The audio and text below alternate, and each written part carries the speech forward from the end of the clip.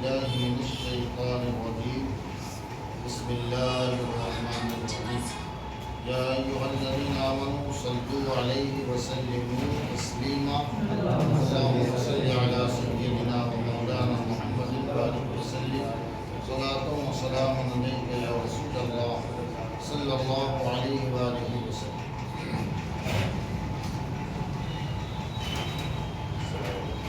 آج ہجرت سے یعنی ہجرت مدینہ کا تذکرہ کرنے سے پہلے ہم مدینہ میں اسلام کے آغاز کا ایک تذکرہ کریں.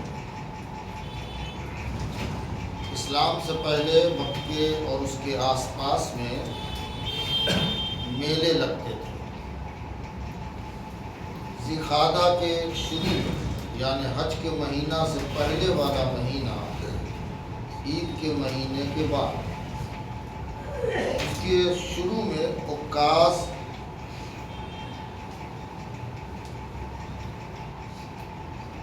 کا ایک مشہور میلہ لگتا تھا. جب یہاں سے لوگ فارغ ہو جاتے تو 3 ہفتے کا ایک میلہ لگتا تھا مجنہ. اس بازار کا نام تھا مجنہ. پہلے عکاظ یہ بازار تھا اور اس کے بعد ہوتا تھا بالکل حج کا موسم اور ان دنوں میں ذو المجاز کا میلہ لگتا تھا. دراصل ان میلوں کا مقصد تھا بزنس تجارت کرنا. اسی موقع پر لوگ اس میں شعر شاعری کی محفلیں منعقد کرتے تھے, پہلوانی کے مقابلے کرتے تھے. ان کے اعتبار سے جہالت میں شباب کباب کے دور چلتے تھے.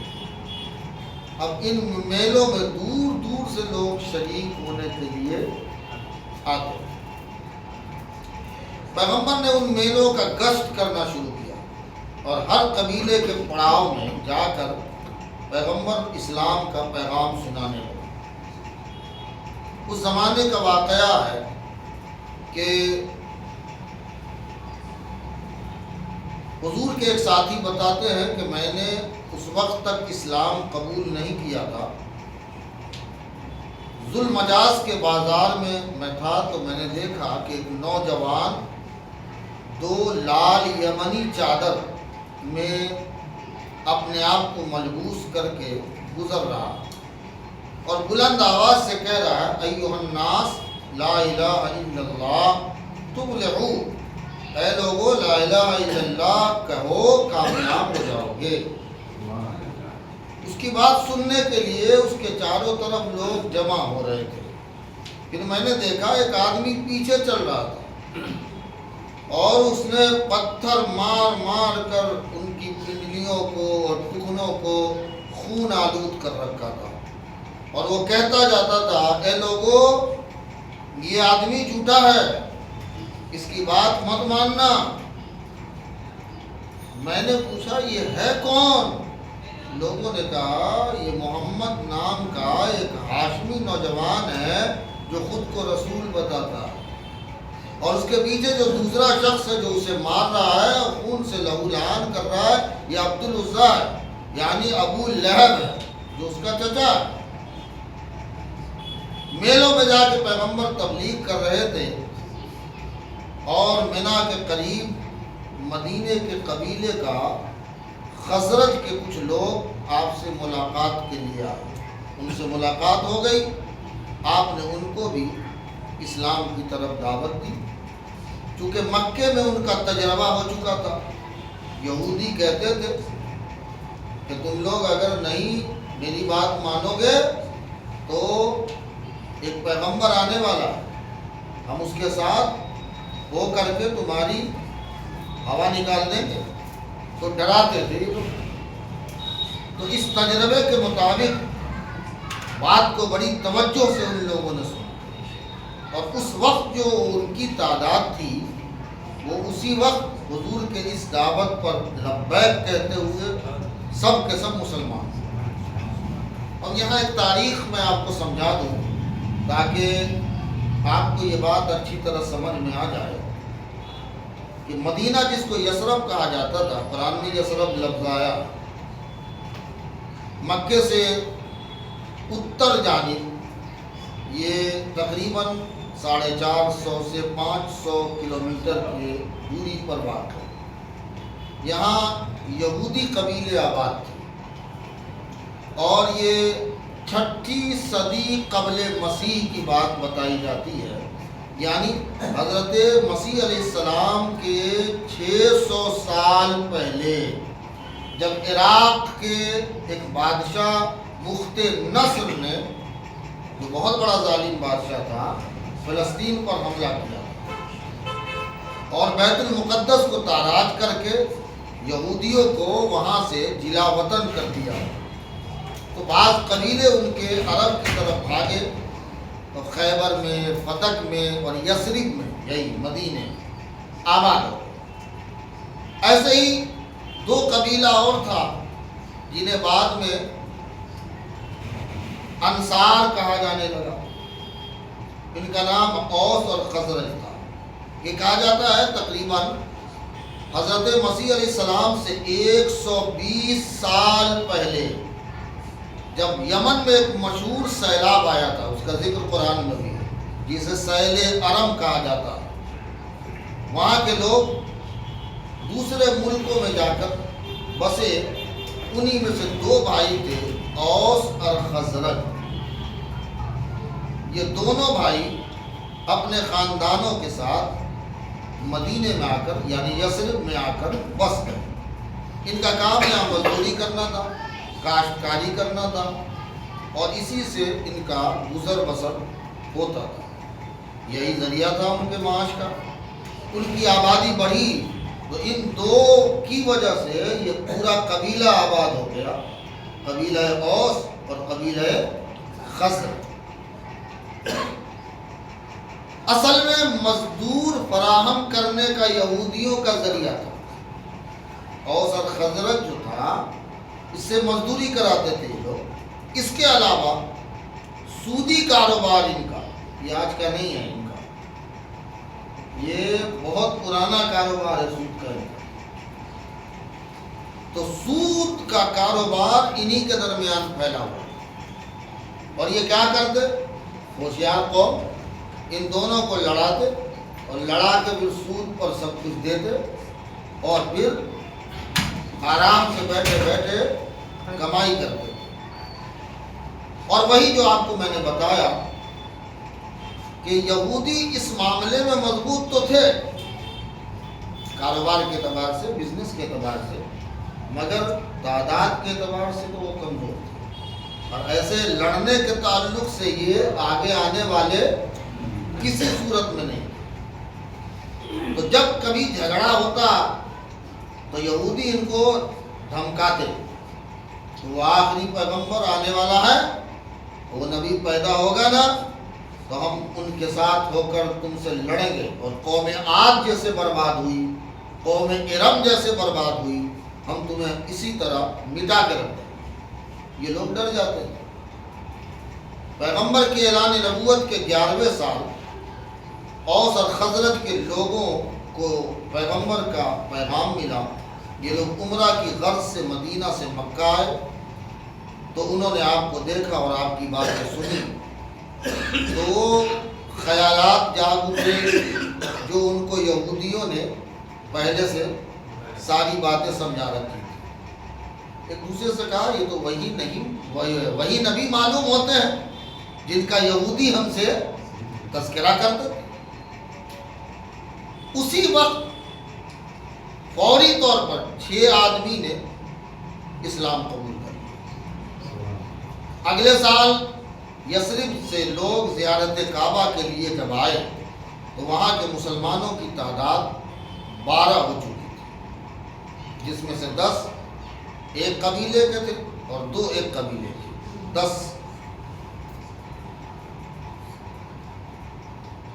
مکہ پہنچ کر ان لوگوں نے ایک گھاٹی میں اکیلے جا کر پیغمبر سے ملاقات کی اور اسلام کی دعوت کے لیے انہوں نے مشورہ کیا کہ مدینے میں اسلام کو عروج کیسے بخشا جائے. تو چونکہ وہ گھاٹی میں مشورہ ہوا تھا، قریش مکہ کا زور تھا، اس لیے اس کو بولتے ہیں بیعت عقبہ اولا. کیا بولتے ہیں؟ نہیں سمجھ میں آیا تو کہیے اس کو پہلی بیعت. گھاٹی میں پہلی بیعت ہوئی اور اسی نام سے یہ مشہور ہے. حضور علیہ السلام کے ہاتھ پر جو ان لوگوں نے جن شرطوں پر بیعت کی تھی اور پیغمبر نے جو شرطیں رکھی تھی، اس میں سے ایک شرط، ایک خدا کے سوا کسی کی عبادت نہیں کریں. دوسری یہ تھی کہ خدا نے مال دیا ہے، ہم دوسرے کے مال کو چوری نہیں کریں گے،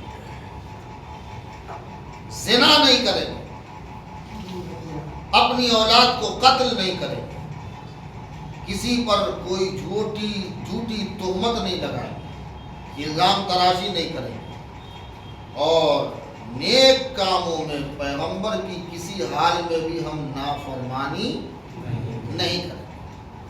وطن واپس ہونے لگے تو انہوں نے تبلیغی کام کے لیے اور تعلیمی مدد کے لیے حضور سے مدد طلب کی اور کہا ہمارے ساتھ کوئی آدمی لگائیے. حضور علیہ السلام نے ان کے ساتھ حضرت عبداللہ بن مکتوم جو نابینا صحابی تھے، سنا ہوگا آپ نے، اور حضرت مصعب بن عمیر، ان دونوں کو ساتھ کر دیا. پہلے جو اسلام قبول کر لیا تھا حضرت اسعد بن زرارہ، انہی کے گھر پر ان کا قیام ہوا. مدینے کی فضا تبلیغ اسلام کے لیے مساعد اور سازگار ہوئی، کیونکہ بتایا آپ کو یہودیوں کی اس بولی کی وجہ سے، پڑوس کی وجہ سے پیغمبر سے لوگ آشنا ہو چکے تھے. جب انہوں نے دیکھا کہ پیغمبر یہودی اور عیسائی کے بجائے خود ان کی قوم عرب میں پیدا ہوئے تو اور بھی خوش ہوئے. بھائی ہمارے عرب میں پیغمبر پیدا ہوئے ہیں، اب یہودیوں کے مقابلے میں ہم جو خود کو کمتر سمجھتے تھے، اب ہمارے پاس بھی آسمانی کتاب ہوگی، اب ہم بھی کم نہیں رہیں گے. عبداللہ بن مکتوم اور مصعب بن عمیر ایک طرف تو مسلمانوں کو اسلام کی تعلیم دیتے تھے، دوسری طرف عام باشندوں کو اسلام کی تبلیغ بھی کرتے تھے، اور اس تبلیغ کا ذریعہ زیادہ تر یہ ہوتا تھا کہ وہ قرآن کی آیتیں پڑھ کے انہیں سناتے تھے. کیا سناتے تھے؟ اب ظاہر ہے وہ لوگ عربی جانتے تھے، عربی کے جانکار تھے. اب بے پناہ قرآن کی آیت میں تاثیری صلاحیت موجود تھی. یثرب کا ایک سردار تھا اسید بن حضیر، اس کو اسلام کی سرگرمی پسند نہیں آئی. اب یہاں بھی ایک مسئلہ آیا. ایک روز تلوار لے کر ان کے پاس پہنچے، کہنے لگے کہ لوگ ہمارے بچوں عورتوں کو بہکاتے ہو، یہاں سے چلے جاؤ ورنہ اچھا نہیں ہوگا. انہوں نے کہا ہم جو کہتے ہیں پہلے اسے آپ سن تو لیں، اگر پسند آئے تو قبول کیجیے گا ورنہ انکار کر دیجیے. یہ حضرت مصعب بن عمیر نے کہا. اب اسید بن حضیر تو سننے کے لیے تیار نہیں تھے. جب اتنا زیادہ زور دیا گیا تو تیار ہوئے. قرآن کی کچھ آیتوں کو حضرت مصعب بن عمیر نے تلاوت فرمائی اور اسید جو سن رہے تھے اس کلام کو، دل پہ وہ اثر انداز ہو رہا تھا اور کہہ رہا تھا کہ یہ کلام کتنا عمدہ ہے، یہ کلام کتنا عمدہ ہے. اور پھر اللہ نے ان کا دل کشادہ کر دیا اور اسی وقت اسلام کو قبول کر. اسی طرح سعد بن معاذ جو مدینے کے ایک ممتاز شخصیت تھے، ان کو ایک امتیازی شان حاصل تھی.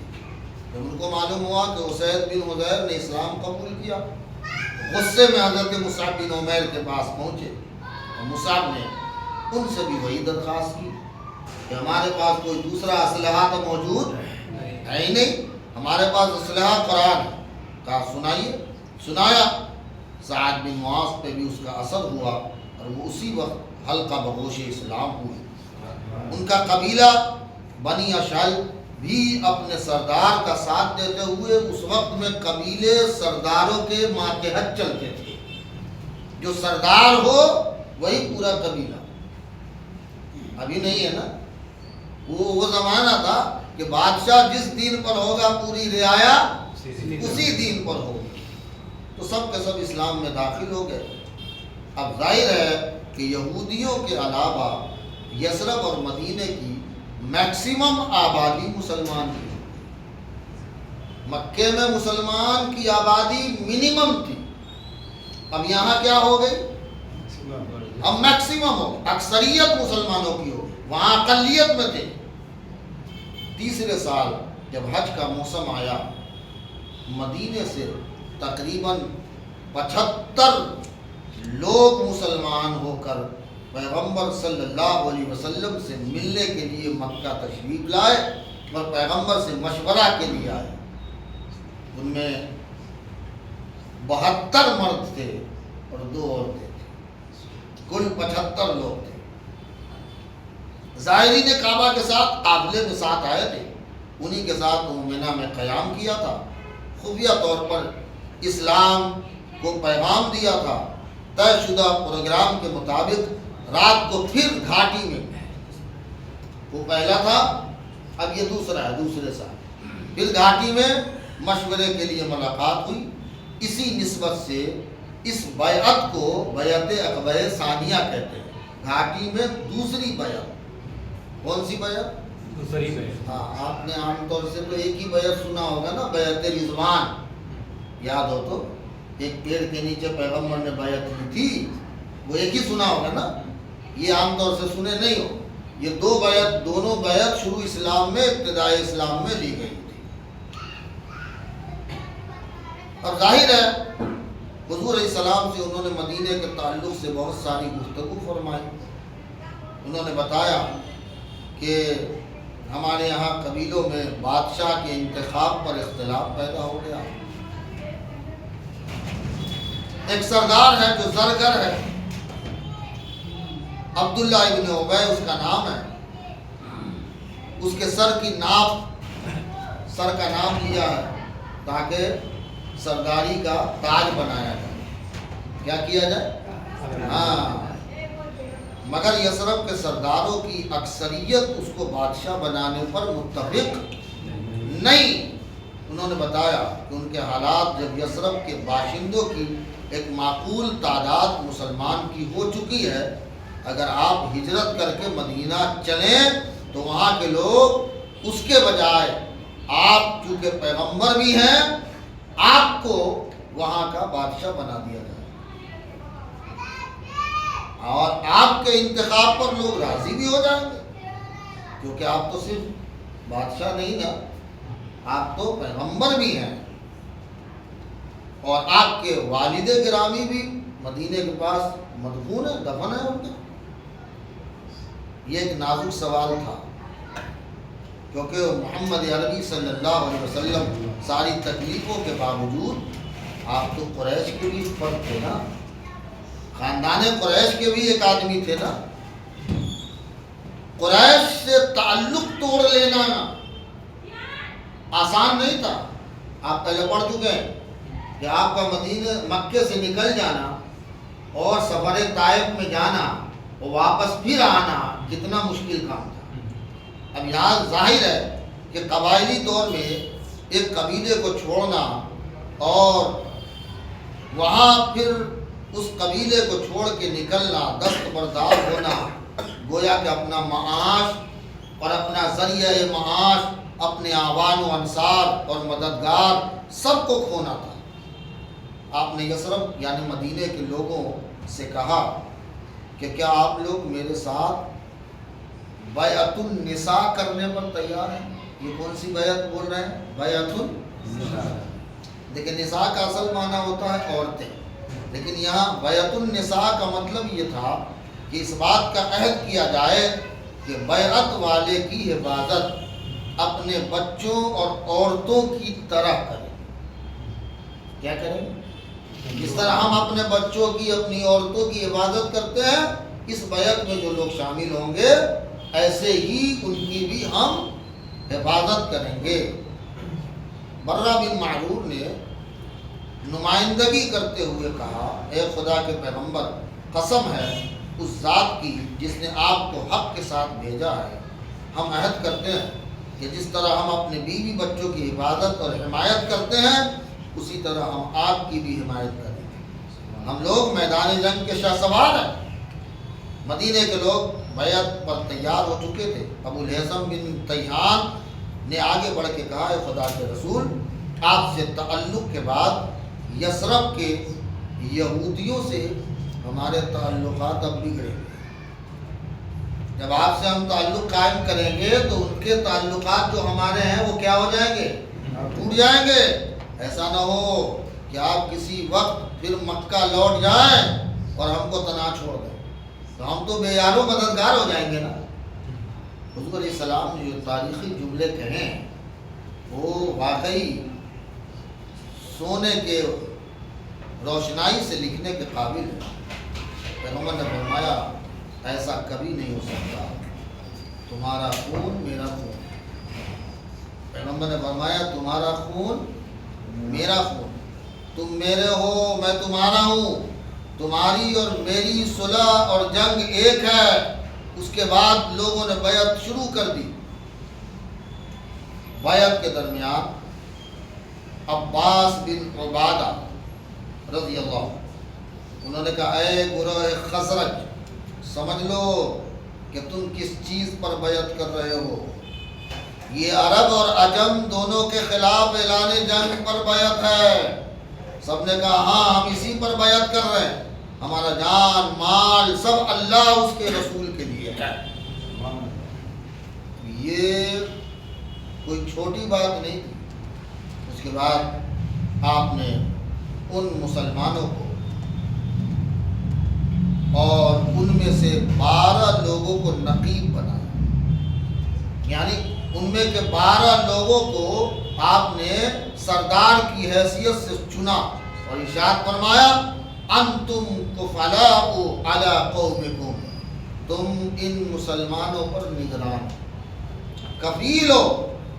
ایک نئی جماعت اس طرح سے وجود میں آئی، اور یہ وہ طریقہ تھا جو اس زمانے کے رواج کے بالکل خلاف تھا۔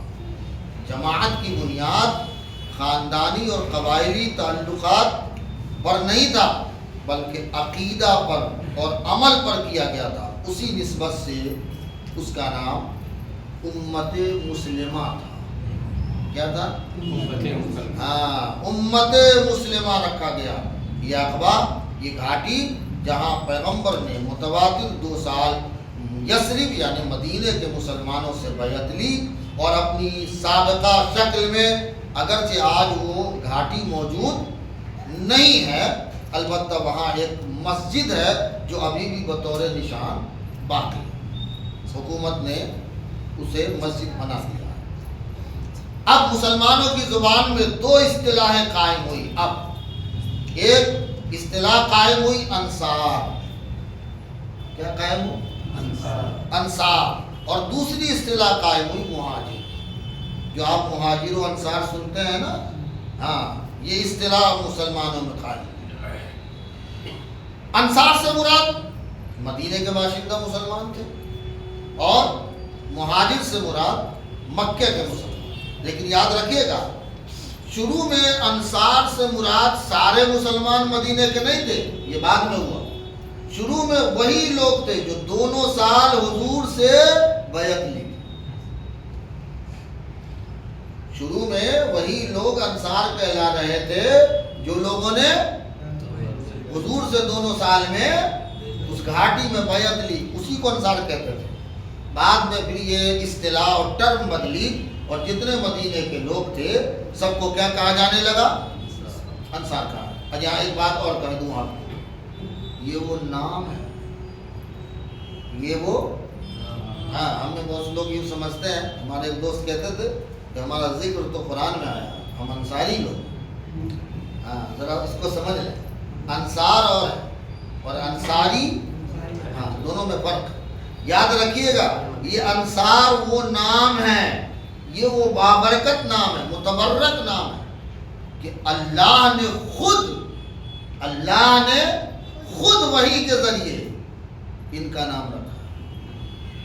یہ کوئی چھوٹی موٹی بات نہیں ہے کہ یہ نام پیغمبر کے ذریعے وحی الہی کے طور پر اللہ تعالی نے خود ان کو دیا تھا۔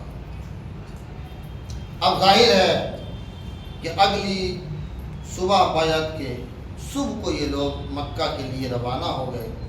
3 دن بعد قریش کو علم ہوا تو انہوں نے بھی تیز رفتار اونٹوں کو شہ سواروں کو دوڑایا، کب پکڑ لاؤ، واپس مکہ آنا چاہیے لوگ۔ مگر چونکہ راستہ بدل کر جا رہے تھے، تیز رفتار سوار بھی انہیں پانے میں کامیاب نہیں ہوئے۔ وہ لوگ الحمدللہ خیریت کے ساتھ مدینہ پہنچ گئے۔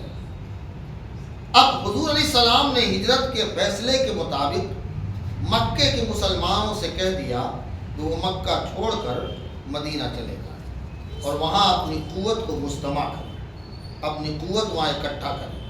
مسلمان چھوٹی چھوٹی ٹولیاں بنا کر مکے سے جانے لگے۔ قریش بھی ان لوگوں کی طاق میں لگ گئے۔ ہاشم بن عاص کو عین روانگی کے وقت لوگوں نے پکڑ لیا اور قریش مکہ نے زنجیر میں باندھ کر شہر کے باہر صحرا میں ڈال دیا۔ یہی اس زمانے کی قید تھی۔ اس زمانے میں جیل نہیں تھا، یہ واضح کر دوں نہیں تو آپ کو سمجھ میں نہیں آئے۔ اس زمانے میں جیل نہیں تھا، یہ جیل اسی طرح بنایا جاتا تھا کہ ہاتھ پاؤں باندھ دو اور اس کو جنگل میں چھوڑو، یہی قید تھی، ہے نا؟ کیونکہ مکے میں کوئی قید خانہ جیل نہیں تھا۔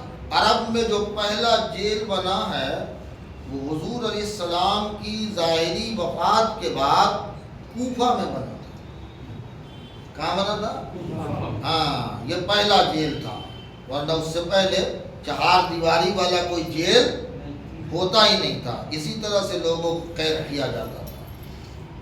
بہرکیف انصار کو خبر ہوئی تو انہوں نے اپنے کچھ آدمی تیز رفتار اونٹوں پر سوار کر کے بھیجا تاکہ جو صحرا میں ہاشم بن عاص کو قید کر کے قید خانہ بنا دیا تھا ان کا، تو ان کو وہاں سے چھوڑا سکے۔ پھر وہاں جا کر انہوں نے ان کی زنجیریں کھولی، اونٹ پر سوار کر کے پھر وہ لوگ مدینہ لے گئے۔ ہاشم کے بدن پر اس وقت ہڈی اور چمڑی کے سوا کچھ نہیں تھا۔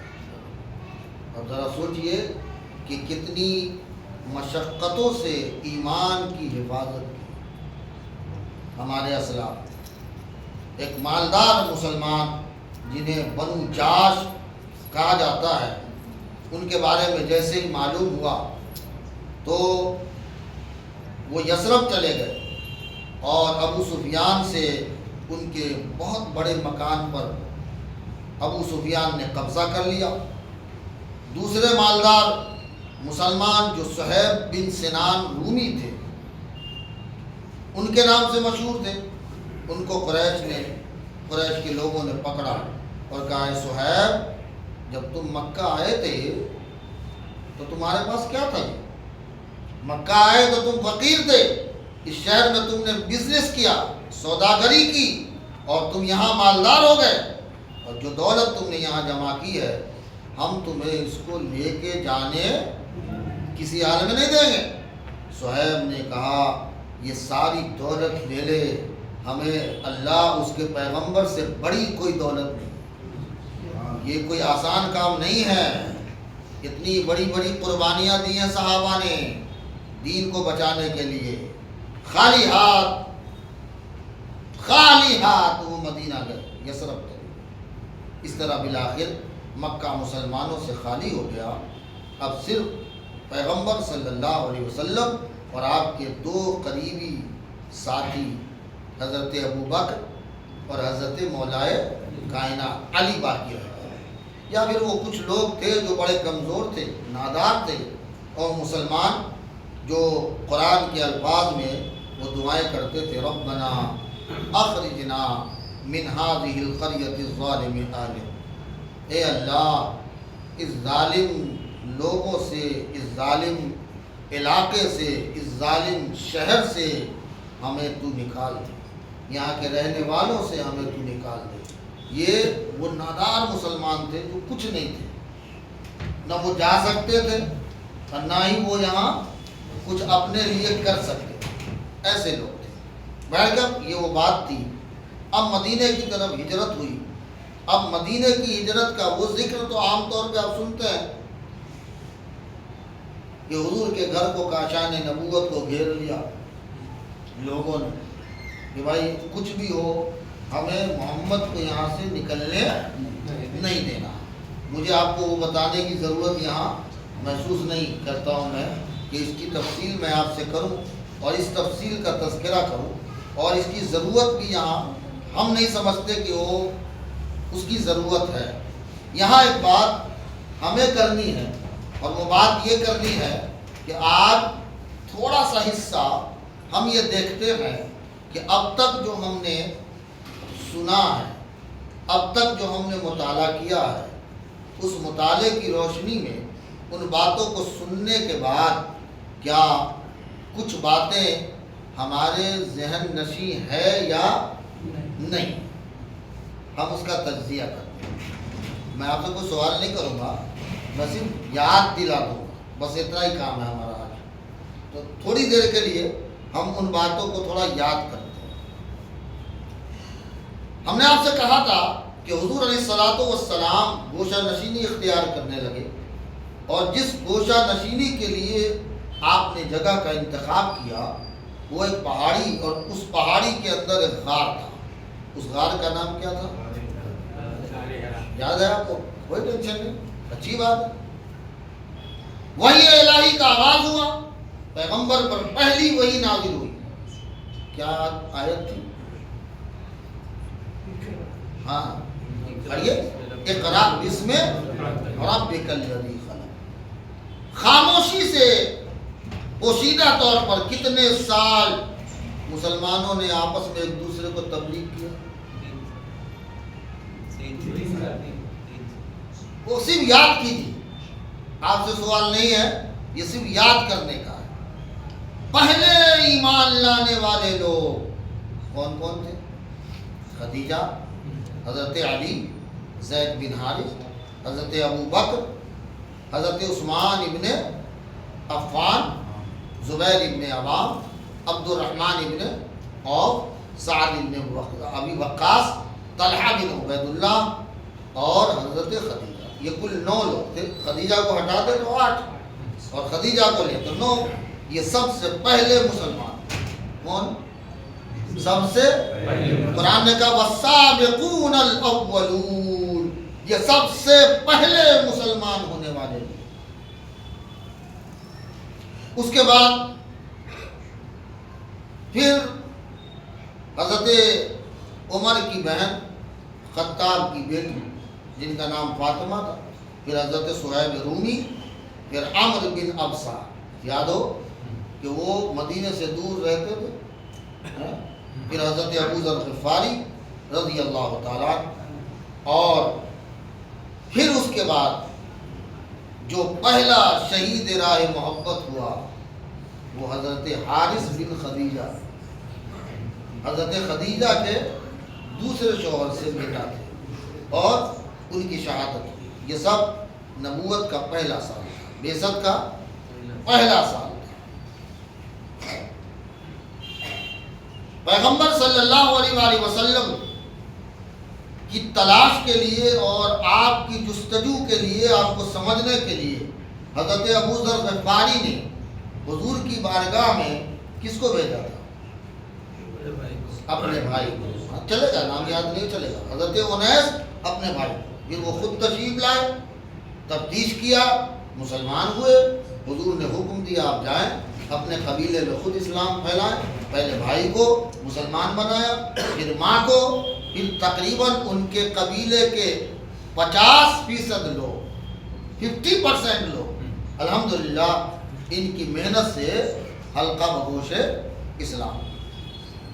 سیرت کا یہ باب کہ بعثت کا دوسرا سال تھا۔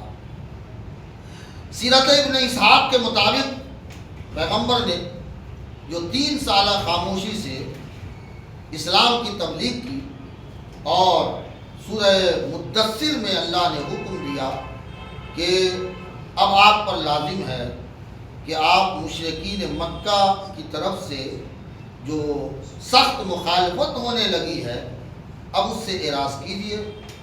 ٹکراؤ کے بجائے تھوڑا اعراض کا حکم پیغمبر کو اللہ تعالیٰ نے عطا فرمایا، اور سورہ مدثر میں اللہ تعالیٰ نے یہ حکم دیا، قم فانذر وربک فکبر، اے پیغمبر کھڑے ہو جائیے، لوگوں کو ڈرائیے اور اللہ کی بڑائی بیان کیجیے۔ یہ تیسرا سال تقریباً اسی پس و پیش میں گزرا۔ پھر چوتھے سال میں اعلان نبوت کا جب چوتھا سال آیا تو اللہ تعالیٰ نے حکم دیا، فاصدع بما تؤمر، اے پیغمبر اب کسی سے گھبرانے کی ضرورت نہیں، اللہ نے جو حکم دیا ہے اس حکم کو کھلم کھلا بیان کیجیے، اسلام کو اب عام کیجیے۔ 5واں سال نبوت کے اعلان کے بعد ہجرت حبشہ، یہ پہلی ہجرت تھی جو حبشہ کی طرف مسلمان ہجرت کر رہے تھے۔ رجب کے مہینے میں 11 مرد تھے اور 4 یا 5 عورتیں تھیں، اس میں حضرت عثمان غنی بھی تھے، ان کی بیوی رقیہ حضور کی بیٹی بھی تھی، ابو حذیفہ تھے اور ابو سلمہ تھے، ان کی بیوی تھی، عامر تھے، دیگر حضرات زبیر بن عوام میں مصعب بن عمیر، عبد الرحمن بن عوف، عثمان بن مظعون اور حاتب بن عمر، سہیل بن بیضہ، عبداللہ ابن مسعود رضی اللہ تعالیٰ عنہ اجمعین۔ یہ وہ لوگ تھے جو تجارتی کشتی تیار تھی اور اس تجارتی کشتی پر جدہ میں بندرگاہ میں بیٹھ کے گئے تھے۔ کتنا کرایہ دیا تھا ایک آدمی نے؟ 5 درہم، یاد ہے کہ نہیں؟ ہاں 5 درہم۔ بعد میں قریش کے لوگ جدہ پہنچے لیکن جب تک وہ لوگ نکل چکے۔ پھر دوسری ہجرت ہوئی حبشاہی کی طرف، اس میں کتنے لوگ تھے؟ 86 مرد اور 17 عورتیں، ٹھیک ہے، یعنی تقریباً یہ 100 سے زیادہ لوگ تھے جنہوں نے دوسری ہجرت حبشہ کی طرف کی، اور یہ سن کون سا تھا؟ اعلان نبوت کا 5واں سال۔ چھٹے سال میں اللہ نے کرم فرمایا اور حضرت حمزہ حلقہ بگوش اسلام، اور پھر اس کے بعد اللہ تعالیٰ نے حضور کی دعا کو قبولیت بخشا اور حضرت عمر نے اسلام قبول کیا۔ جب حضرت حمزہ نے قبول کیا تو کتنے لوگ مسلمان ہوئے تھے؟ 30، اور حضرت عمر نے کیا تو کتنے لوگ مسلمان ہوئے؟ یہ تعداد 40ویں مسلمان کی تھی۔ اس کے بعد نبوت کا بعثت کا 7واں سال آیا تو پیغمبر کے لیے یہ بڑی پریشانی اور پیغمبر کے ماننے والوں کے لیے بڑی پریشانی کا باعث ہوئی۔ یہی وہ سال تھا جس میں آپ کا مقاطعہ کیا گیا، آپ کا سوشل بائیکاٹ کیا گیا، اور 3 سال مکمل کلفتیں آپ نے سہی۔ اصحاب رسول کے لیے بھی مشقت کا یہ دن برچھی بھونکنے جیسا، اس کی کسک آپ محسوس کر سکتے ہیں۔ ایسا لگتا ہے کہ سیرت کا مطالعہ کرنے کے بعد، یہ سننے کے بعد کلیجہ منہ کو آنے لگتا ہے۔ ایسے میں اسلام پر ثابت قدم رہنا یہ خدا کی قسم انہی کا حصہ تھا۔ یہ مرتبہ بلند ملا جس کو مل گیا، ہر ایک کے نصیب میں دار و رسم کہاں۔ یہ 3 سال جو مسئلہ تھا، 7، 8 اور 9، اس لیے میں نے آپ سے کہا تھا کہ یہ شروع کا 3 سال، اور پھر یہ سوشل بائیکاٹ والا شیعہ ابی طالب میں، گھاٹی میں ابو طالب کے یہ 3 سال، یہ 3 سال تو آپ نکال ہی دیں کہ لوگوں نے کس مشقت میں زندگی گزاری۔ اور پھر اعلان نبوت کا 10واں سال آیا، اور پھر اللہ نے کرم فرمایا اور دستاویز بنایا، سوشل بائیکاٹ سے نکالنا تھا تو اس کے لیے کیا کیا گیا؟ متم بن عدی نے جب دیکھا تو اسے کعبے سے جب نکالا تو اسے معلوم ہوا کہ دستاویز میں ساری چیزوں کو دیمک نے کھا لیا تھا، مگر کیا باقی تھا؟ صرف آپ کو یاد ہے، ہم بھول رہے ہیں، آپ کو یاد ہے الحمدللہ۔ اس کا مطلب آپ لوگ سمجھتے بھی ہیں، سنتے ہیں، غور سے سنتے ہیں الحمدللہ، جگہ بھی دے رہے ہیں الحمدللہ، محفوظ کر رہے ہیں الحمدللہ۔ یہی ہم چاہتے ہیں کہ آپ سنیں، سمجھیں اور اسے دل میں جگہ دیں۔ 8 ماہ کے بعد، گھاٹی سے آنے کے 8 مہینے کے بعد حضور کے لیے یہ غم کا سال آیا اور حضور علیہ السلام کے چچا ابو طالب کا انتقال ہوا، اور اسی ہفتے میں 3 یا 5 دن کے بعد، الگ الگ روایتیں ہیں، حضرت خدیجہ رضی اللہ تعالی عنہ کا بھی انتقال ہوا۔ حضور علیہ السلام نے اس کو عام الحزن کہا، پورے سال کو کیا کہا؟ غم کا سال کہا۔ وہ وہی وقت تھا کہ پیغمبر نے اپنے آباء و اجداد کے ساتھ کھل کے بیان دینا شروع کیا۔ وہ کافر و مشرک بخشا جائے گا؟ نہیں، جو کافر و مشرک ہوگا وہ بخشا نہیں جائے گا۔ اسی موقع سے حضور نے طائف کا سفر کیا، اس کی مشقتیں آپ نے سنی، اور واپسی میں اللہ نے کرم فرمایا اور جنات نے حضور کے اس قرآن کی آیت کو سننے کے بعد اسلام قبول کیا۔ اسی سال میں، یعنی اعلان نبوت کے 10ویں سال میں، حضور علیہ السلام نے حضرت سودا بن زمعہ رضی اللہ تعالی عنہ سے نکاح کیا۔ یہ حضور علیہ السلام کا نکاح تھا، اور ان کے شوہر حبشہ جب گئے تھے تو ساتھ میں تھے، لیکن وہ عیسائی ہو گئے، اور طلاق کے بعد یہ واپس آ گئی۔ نبوت اور بعثت یعنی اعلان پیغمبری کے بعد 11واں سال تھا۔ حج میں جو لوگ آئے تھے قبائل، ان کی تبلیغ اور ارشاد پیغمبر نے فرمائی۔ مینا میں ابھی جو ہم نے پڑھا، حضور علیہ السلام نے گھاٹی میں جا کر قبیلہ خزرج کے 6 لوگوں کو، کتنے لوگ؟ 6 لوگوں کو اسلام قبول کرایا۔ پھر ہم نے آپ کو بتایا کہ وہ تھوڑا بڑھے اور پھر 12 ہوئے، پھر دوسرے سال جب آئے تو کتنے ہوئے؟ 75۔ بھول گئے؟ ابھی تو بات کتنے لوگ تھے؟ وہ 75۔ ہم نے آپ کو یہودی اور اوس اور خزرج کی تاریخ بھی ابھی بتا دی، مجھے ابھی پھر سے بتانے کی ضرورت نہیں ہے۔ آپ کو یہ بھی بتایا کہ یہی اوس اور خزرج کا نام کیا پڑا؟ بھول گئے؟ انصار۔ Very good. کیا پڑا ان کا نام؟ انصار۔ ہم نے آپ کو یہ بتایا کہ وہ لوگ جو اس گھاٹی میں بیعت کیے تھے، اولاً انہی کو انصار کہا جا رہا تھا، لیکن جب بعد میں اصطلاح بدلی تو مدینے میں جو لوگ تھے ان کو کیا کہا جانے لگا؟ انصار۔ اور جو مکے میں لوگ تھے ان کو کیا کہا جانے لگا؟ مہاجر کہا جانے لگا۔ یہ 2 اصطلاحیں اس وقت میں قائم ہوئی۔ اور پھر آپ کو ابھی میں نے ایک بات اور سمجھائی ہے کہ یہ وہ نام ہے انصار جو اللہ نے دیا ہے۔ کس نے دیا ہے؟ اللہ نے دیا ہے۔ پھر نبوت، اعلان نبوت کا اور بعثت کا 12واں سال شروع ہوا۔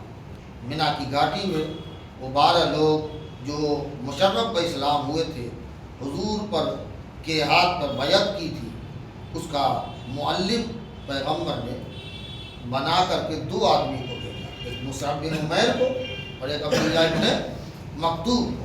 اور وہ جب وہاں پہنچے تو کن کے گھر جا کے قیام کیا تھا؟ اسعد بن زرارہ۔ کیا نام تھا؟ وہ پچھلے سال اسلام قبول کر چکے تھے۔ پھر اس کے بعد اللہ تعالیٰ نے کرم فرمایا کہ اعلان نبوت کے 12ویں سال میں، کون سے سال میں؟ 12ویں سال میں پنجگانہ نماز فرض۔ سوچئے ذرا، 12 سال گزرنے کے بعد اب کیا فرض ہو رہی ہے؟ یہ 12 سال تک نماز جو ہم پڑھ رہے ہیں نا، یہ شکل و صورت میں نہیں تھی۔ اور بقول مشہور اسی سال پیغمبر کو چونکہ معراج ہوئی اور معراج ہی میں نماز فرض ہوئی. نماز کہاں فرض ہوئی؟ ہاں تو معراج ہوئی، اس نے معراج میں حضور علیہ السلام پر نماز فرض کی. اور پھر اعلان نبوت کا وہ 13واں سال آیا جو ہجرت سے 1 سال پہلے کا مسئلہ. اس میں 75 لوگ آئے وہی مدینے سے، اوس و خزرج کے، اور انہوں نے حضور علیہ السلام سے ملاقات کی اور ملاقات کر کے حضور کے ہاتھ پر بیعت کیا.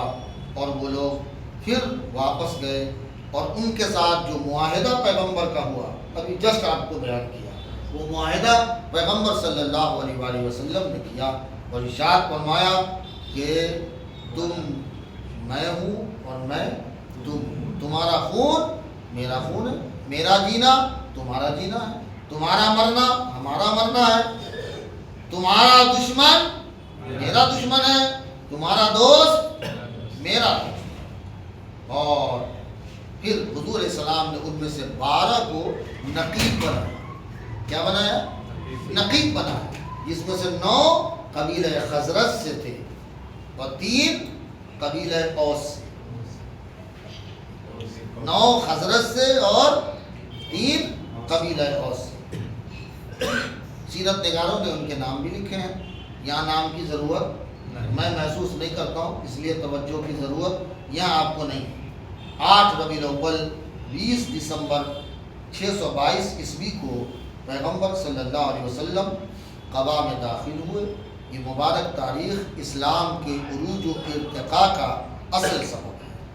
اب یہ پھر بیعت ثانی جو ہوئی، اس بیعت ثانی کے لیے اس گھاٹی میں اب یہاں جو پیغمبر کو ایک قوت ملی اور طاقت ملی، اس کا تذکرہ مدینے میں جب آپ نے ہجرت کی ہے اور ہجرت کے بعد مدینے پہنچے ہیں اور مدینے میں آپ کا استقبال کس طور پہ کیا گیا ہے، انشاءاللہ اس کا تذکرہ ہم کل کریں. اللہ سے دعا کیجیے اللہ تعالی ہمیں سیرت پڑھ کے سمجھنے اور سمجھ کے اپنی زندگی میں اسے اتارنے کی توفیق دے.